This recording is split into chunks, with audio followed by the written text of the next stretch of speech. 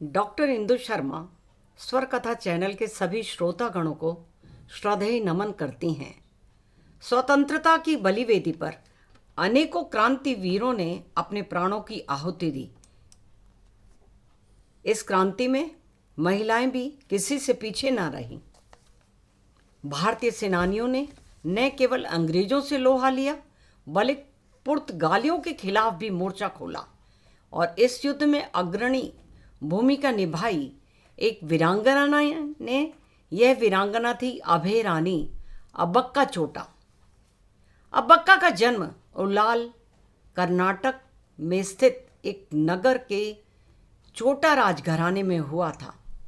चोटा वंश मातृवंशीय परंपरा का पालन करता था और इसी परंपरा के मुताबिक अब्बक्का के मामा तिरुमला राय ने उन्हें उल्लाल नगर की रानी घोषित किया।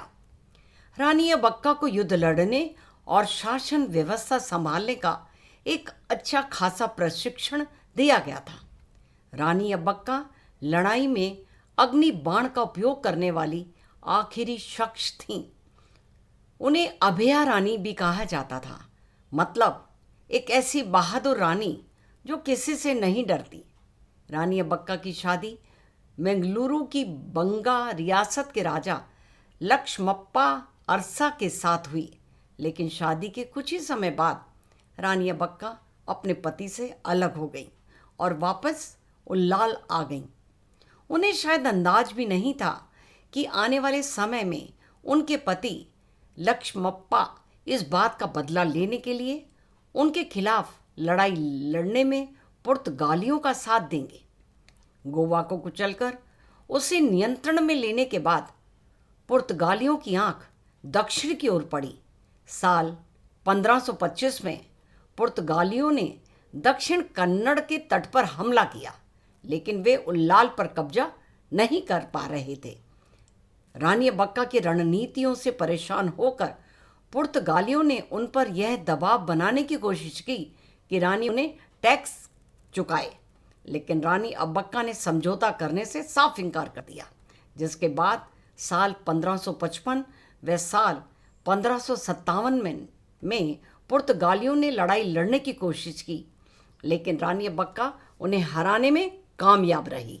सन 1568 में पुर्तगालियों ने उल्लाल पर हमला किया, लेकिन रानी अब्बक्का ने फिर से जोरदार विरोध किया। इस पर पुर्तगाली सेना उल्लाल पर कब्जा करने में सफल रही और राज दरबार में घुस आई। रानी अब्बक्का वहां से बचकर निकली। उसी रात करीब 200 सैनिकों को इकट्ठा करके रानी अब्बक्का ने पुर्तगालियों पर धावा बोल दिया और उस लड़ाई में पुर्तगाली सेना का जनरल मारा गया। कई पुर्तगाली सैनिक बंदी बना लिए गए और कई पुर्तगाली सैनिक लड़ाई से पीछे हट गए।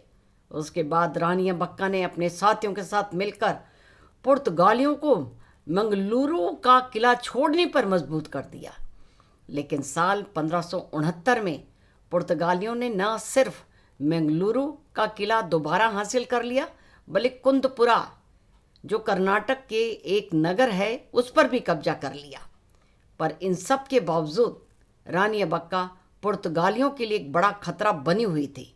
इस दौरान रानी अब्बक्का ने के पति लक्ष्मप्पा ने उनसे बदला लेने के लिए पुर्तगालियों की मदद की और पुर्तगाली सेना उल्लाल पर फिर हमला करने लगी, लेकिन रानी अब्बक्का अब भी अपने मोर्चे पर डटी रहीं।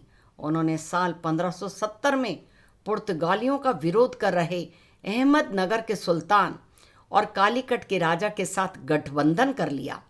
कालीकट के राजा के जनरल ने रानी अब्बक्का की ओर से लड़ाई लड़ी और मंगलुरु में पुर्तगालियों का किला तबाह कर दिया, लेकिन वहां से लौटते वक्त जनरल पुर्तगालियों के हाथों मारे गए।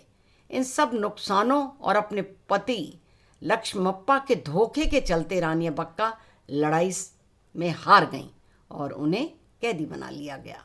कैद में भी रानी अब्बक्का का विद्रोह चरम सीमा पर छूता गया और वे लड़ते लड़ते उन्होंने अब आखिरी सांस ली। तो आइए हम सभी मिलकर ऐसी वीरांगना नारी को शत शत प्रणाम करते हैं। भारत माता की जय।